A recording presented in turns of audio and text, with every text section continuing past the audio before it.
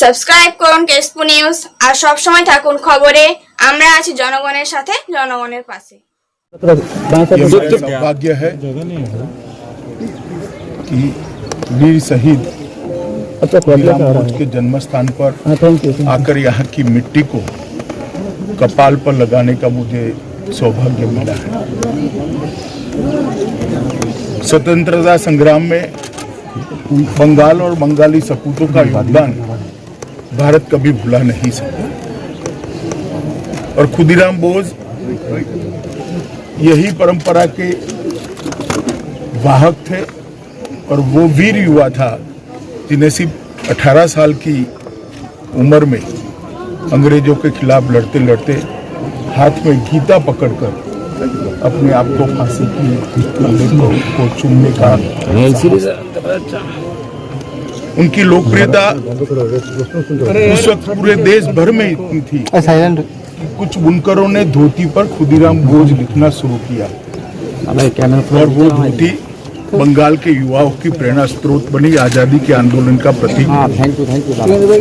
और वंदे मातरम का वो नारा जो खुदीराम बोस ने फांसी पर चढ़ते हुए बोला था, वो पूरे बंगाल और भारत के युवा का एक आजादी के स्वप्न का नारा बन गया। संजोग ही है कि आज ही के दिन राम प्रसाद बिस्मिल, अशफाकुल्ला खान और ठाकुर रोशन सिंह को फांसी दी गई। आज ये तीनों वीर शहीदों का शहीद दिन भी है।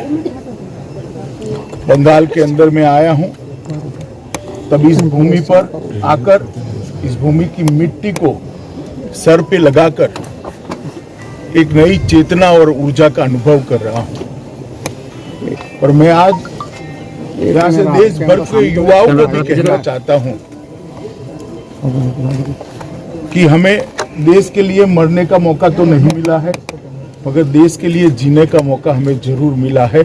और खुदीराम बोस को याद कर कर हमने उसी रास्ते को प्रशस्त करना चाहिए और मोदी जी के नेतृत्व में एक मजबूत, सशक्त, सुरक्षित भारत का निर्माण करना चाहिए। आज तीनों शहीद पंडित राम प्रसाद बिस्मिल, अशफाकुल्ला खान और ठाकुर रोशन सिंह, तीनों ने अपनी जान अंग्रेजों के खिलाफ लड़ते लड़ते दी थी। उनको भी मैं प्रणाम करना चाहता हूं। और बंगाल के अंदर जो ओछी राजनीति करते हैं, मैं इनको ये बताने आया हूं कि खुदीराम बोस जितने बंगाल के थे उतने ही पूरे भारत के थे, और पंडित राम प्रसाद बिस्मिल जितने यूपी के थे उतने ही बंगाल के थे। भारत के लिए संघर्ष करने वाले, भारत के लिए आजादी के लिए लड़ने वालों ने कभी इस प्रकार की ऊंची राजनीति की कल्पना नहीं की होगी। कम से कम आज शहीद दिन है और ऊंची राजनीति से सबने ऊपर आना चाहिए, ऐसा मेरा मानना है। मैं फिर एक बार खुदीराम बोस की वो शहादत को याद कर कर प्रणाम करता हूं और सालों सालों तक उनका ये बलिदान भारत के युवाओं के लिए प्रेरणा स्रोत बनेगा और देश के लिए जीने का संकल्प लेने के लिए मजबूर भी करेगा, और जिन्होंने संकल्प लिया है उसका संकल्प मजबूत भी करेगा। मैं फिर एक बार उनके परिजनों के चरणों में प्रणाम कर कर मेरी बात को समाप्त कर दूं।